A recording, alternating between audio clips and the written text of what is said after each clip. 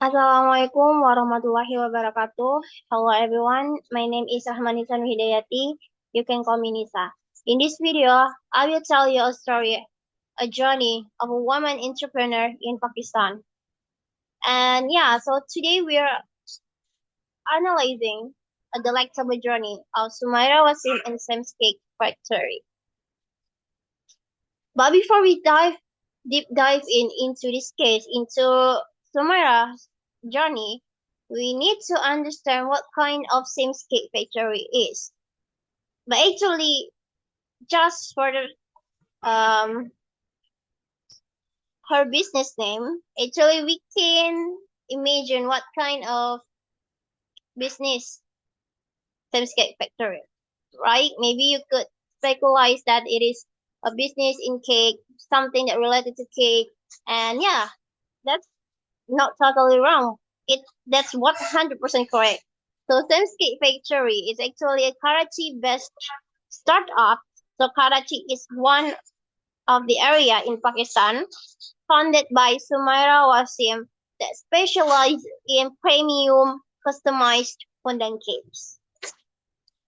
One fun fact for the title or the name of Sumaira business, Sam's Cake Factory. It's actually inspired by a famous book, the title from a famous book that adapted into a movie called Charlie and the Chocolate Factory. I think all of the millennial kids and some of the Gen Z from the generation Z knew about this movie.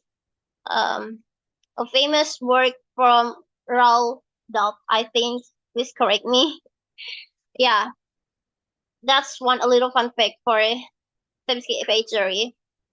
And Sumaira started this business, began this as a home-based hobby back then in Jeddah in 2010 when her whole family moved into in Jeddah due to her husband work. And actually she started this business due to um after she's ordering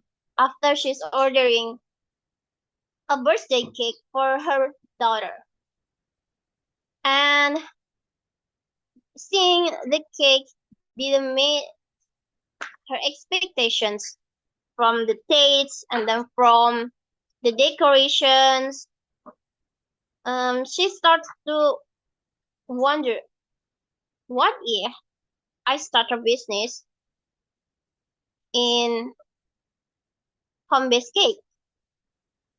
And then by that thought, she starts to learning how to bake, how to decorate a cake. She starts to joining a course, um, learning step by step, entering um, a school a culinary school, and yeah, and by doing so, her skills become one of the famous one in Jeddah. And through her friends, um, through her family, through her accountants, through her husband's um, how to say it, work partner, yeah, her small business, her start from her passion for baking. She gains name, she gains popularity from that, and eventually evolved into a professional enterprise in Pakistan with over 15 employees. She then transformed her passion, this passion for baking, into a leading brand for the elite of Karachi by leveraging digital marketing, specifically Facebook, professionalizing her operations through departmentalizations and accounting software. By doing all of that, she growing her business into one of the biggest cake brand in Pakistan.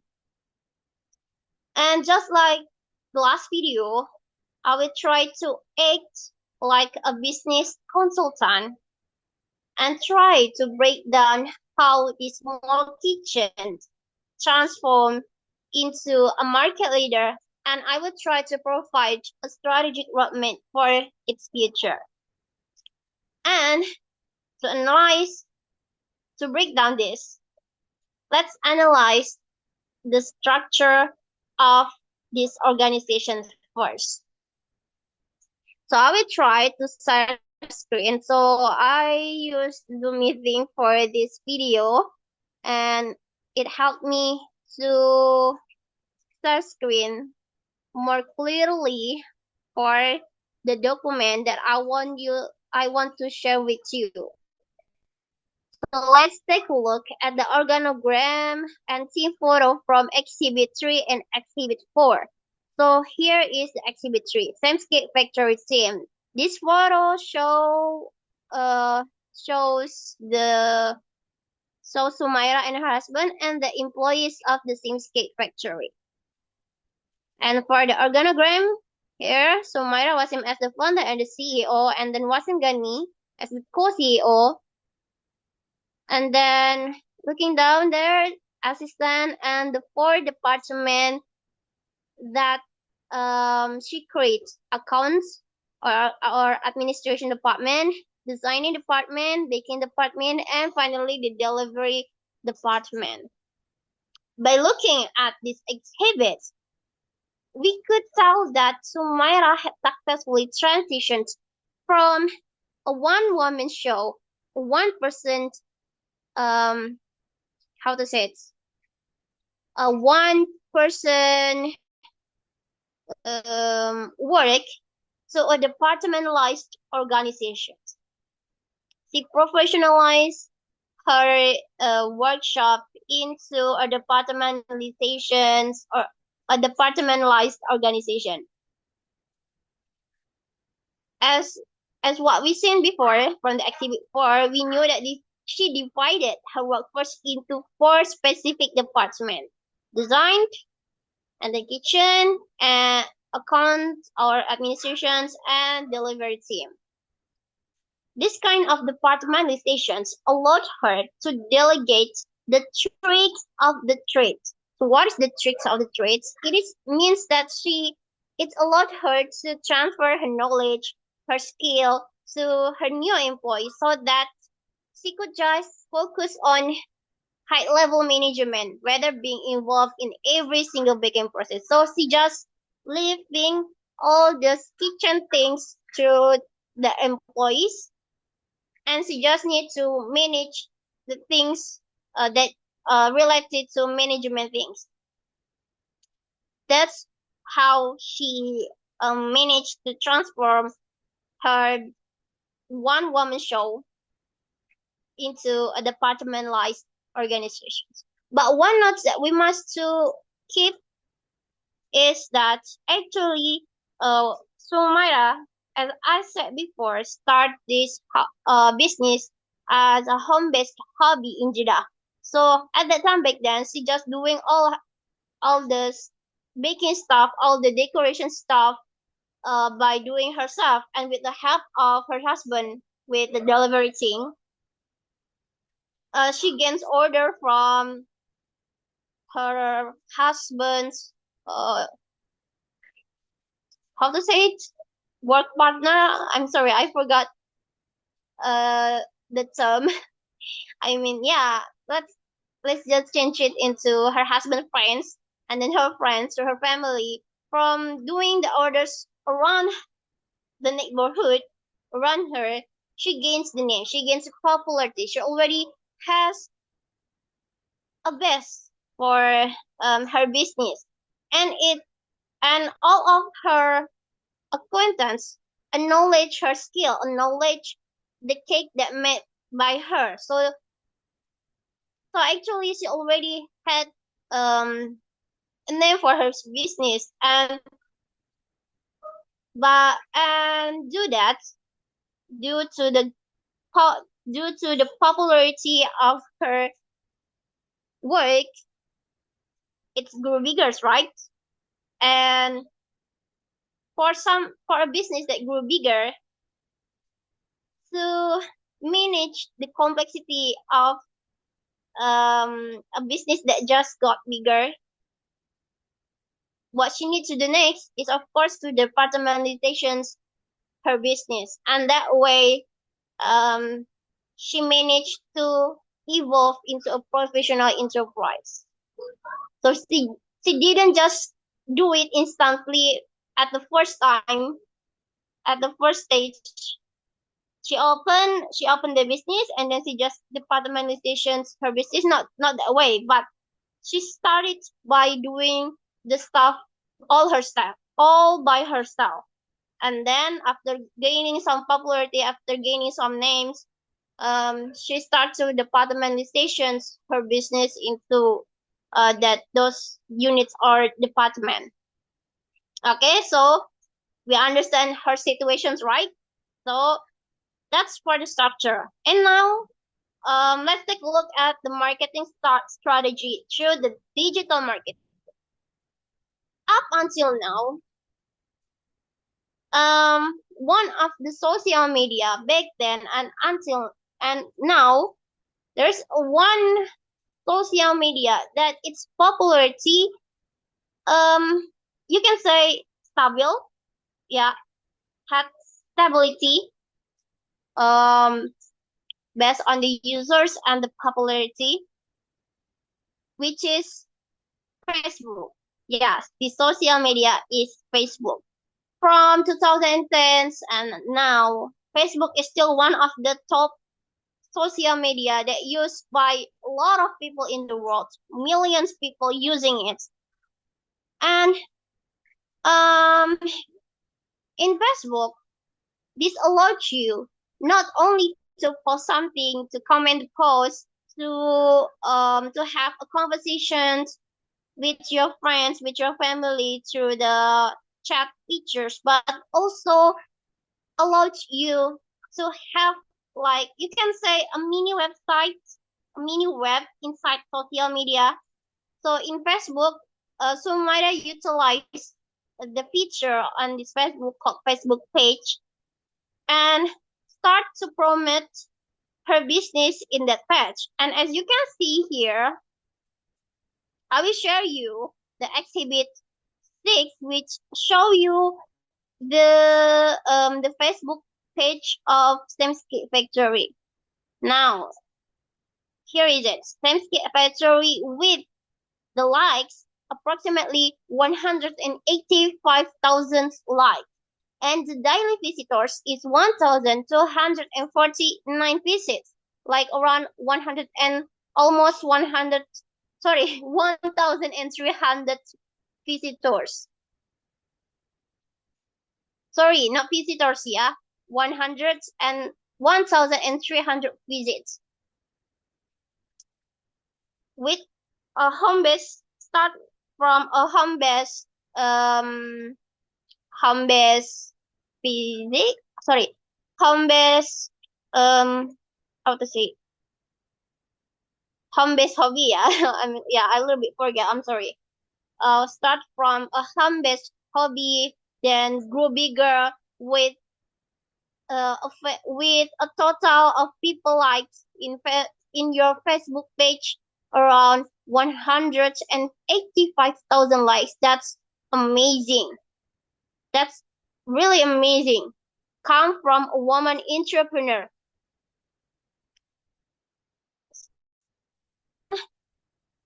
So this is really was a masterclass in bookstraping because it allowed Sumaira to access a market of 14.4 million Pakistani without the huge investment of a physical storefront. So without wasting lots of money into physical marketing or into meaningless marketing things, she utilized Facebook page to promote her business, and it works. And this digital approach helped her to build brand equity and a loyal following before she ever had to worry about rents and utilities. And this is one of the smart steps that she did back then by utilizing the social media. So this digital marketing strategy plays some big parts of how her business scaled from her hobby based home based hobby into a professional enterprise. That's amazing. And and let and let's take a look at the next aspect, the technology, the workflow. As a business grew bigger, you expect something increasing, right? You you made your business um you make your business bigger due to some reasons, right?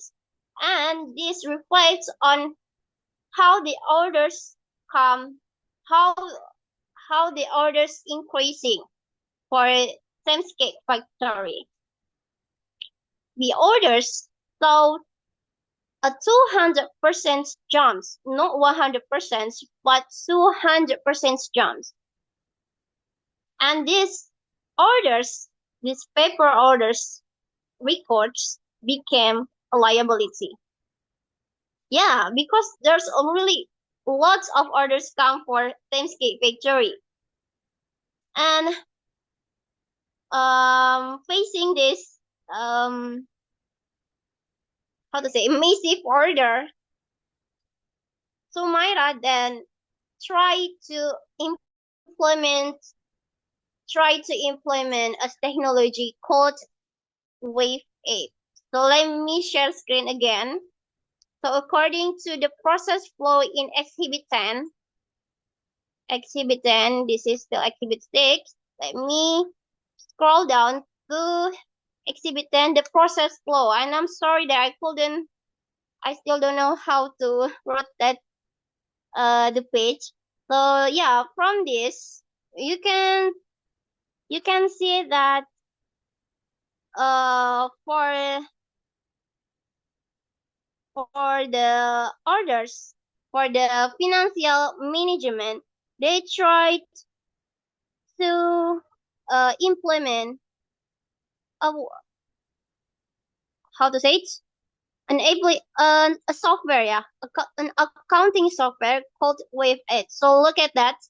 I couldn't, yeah.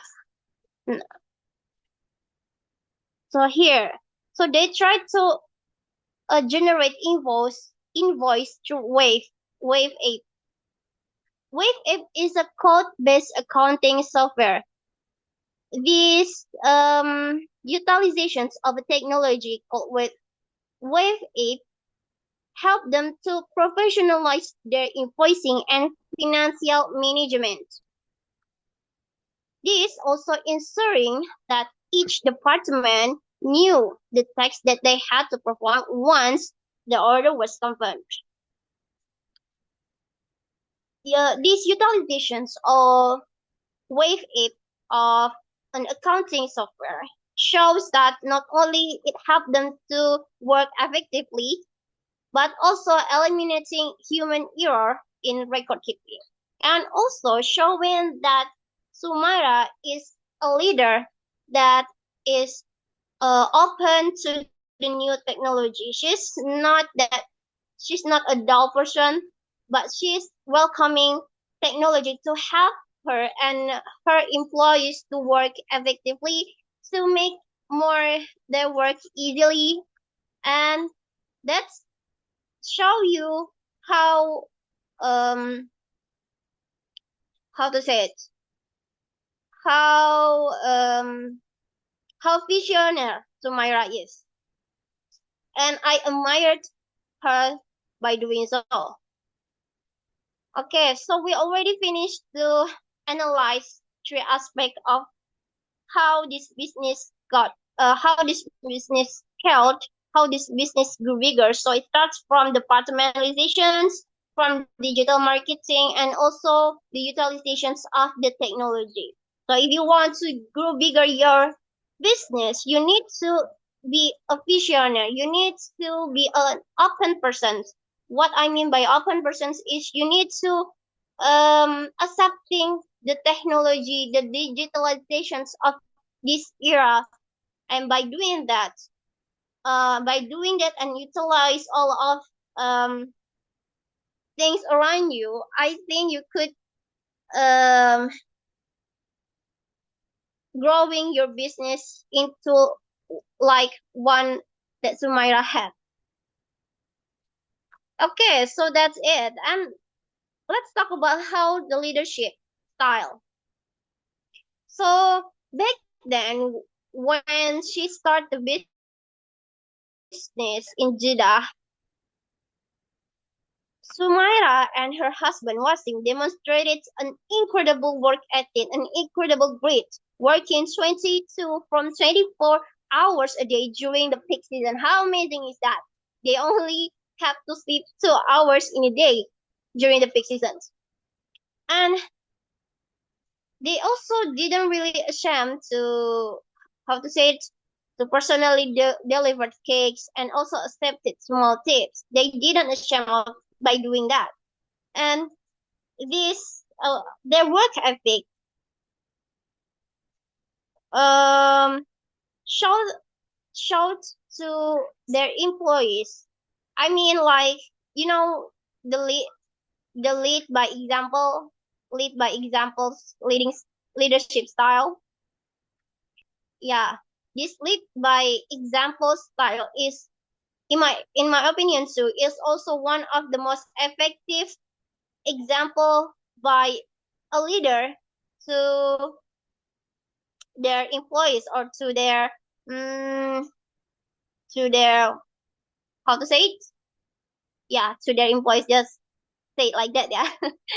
Yeah, and yeah, by doing this, sorry, the lead by example is one of the most effective for a startup, and thus will eliminate the shame of trivial tasks and set a high performance culture for the rest of the team. And I really agree with that one. As I said, lead by example is not, sometimes it not works, but most of the time it's one of the more effective leadership style. But maybe some in some cases it's not also that effective, but most of the time it helps us um to show the work ethic that we had. Like Sumaira and her husband has a high work ethic and work grit, and we need to admire. We need to sorry, we need to, how to say it, to copying that by them the work ethic. And also, apart for the leadership style, we need to note that leadership isn't just about sweat, isn't just about uh, mm, the leader action, not just following the leaders, but it's also about how the leader could embrace all of her employees. And so Myra always try to um how to say it, always try to make sure that her employees were comfortable working under her leadership. Um, try to make sure that she pays her staff higher wages than the market rate, and makes and even always try to eat lunch with them every day in the workshop. She's treating her employees like parts of the family. And Sumaira's actions actually remind me of our last case of, I think it's the first case of February, the food patients. You remember? It reminds me that case that actually the company really thinks that the employees are not only just their workers, but also a part of the company that plays bigger one that plays big parts of the successes of the company. They try to give them special occasions, special you know how to say it. Yeah, special treatment for their employees, making the work environment friendly to them, and eventually become one of the how to say it, happy how to say I forgot the title, but it almost like uh employees are one of the happiest employee in the company. I forgot, but please correct me.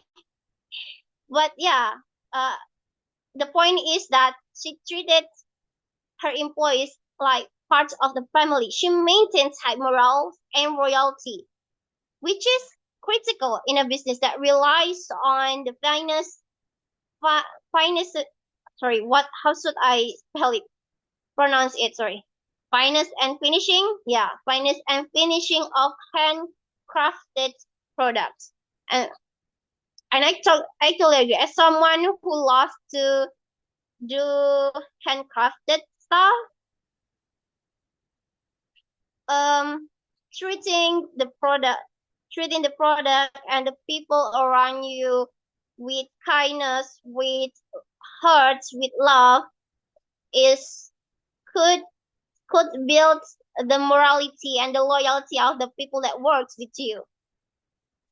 And okay, so that's all for the leadership style. So we already talked about how the business got bigger, how the business scaled from one woman shows to departmentalized organizations, utilizing the Facebook as their digital marketing, and also to utilize the technology of Wave accounting software, accounting software, and the leadership style of Sumaira, her high work ethic, and the kindness um, of her leading styles by embracing the employees with love, with heart, and that's it. That's the journey, the delectable journey our um of our main role for today case. So now we come to the last station, which is my recommendations. But before that, before I share my recommendations, my advice for Somira to uh how to say it, for her next step for Timescape Factory future. I have to justify my recommendation first by stating the supporting number. As you, I don't, yeah, as you know, the Facebook page of Samscape Factory is almost 185,000 likes. Okay, so you need to set that number 185,000 likes. That number, you maybe, yeah, it's far from 1 million, but that number, if you Googling, already exceeding the number of the populations of one regency, of Kubumen Regency. If you Googling it, you will find out that Kebumen's Regency has only 124,000 people, which means the Facebook page of Sensgate Factory already exceeding that number, meaning that all of the people in Kubumen and also some neighborhood of the Kubumen like and support the business of Sumaira, the Sumay yes, the Samscape Factory. And And that number isn't just a vanity metric, sorry. It represents a massive, a pre-validated audience that significantly lowers the risk of customers acquisitions from the new venture, from any new venture. So I think Sumaira doesn't need to worry about losing its customer, its loyal customer, because they already have a strong fan base, a strong base for the business, for some skate factory. So by having this number, it's actually already ensuring Sumairi and their employees that what that Sunskate factory has a really strong fan base in Pakistan. Not only in Pakistan, but also some of neighborhood area in Jeddah, because she started business from Jeddah, right? And yeah, she didn't have to worry about the supporting numbers. A lot of people support her business. And my final and this is my final advice for her, that so right away open a physical shop like cafe at the Malir Khan's locations. Why Malir Khan locations? So I knew that from this case, actually Sumaira was worried about the huge investments of a shop. But actually, she didn't have to worry about that because her father has a free space available for her in Malir Khan.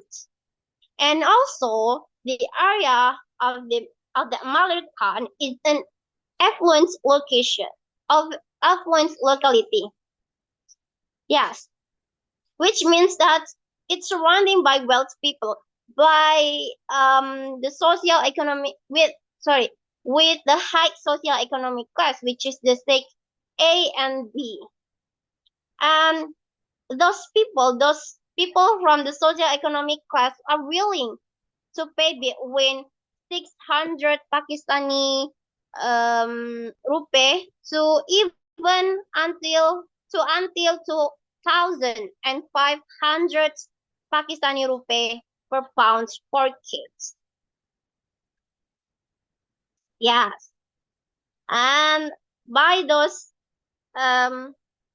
factors, I think she should right away open a cafe in that area to not only depend on her online factory, but also try to directly involve with the customers. So just what she did with her employees, she could directly interact with her customers, making them as your loyal customers. I think that would be um great step for her to finally widening her business. And that's all from me. And my conclusion is that Sumaira has the team, has the technology, and the brand. By utilizing her existing physical assets in Malikant, she can bridge the gap between the online factory she already had and a household brand name. I think that's all for today's case. Thank you very much for your attention, and maybe we could try to discuss more for upcoming case. Thank you very much, and that's all from me. Wassalamualaikum warahmatullahi wabarakatuh.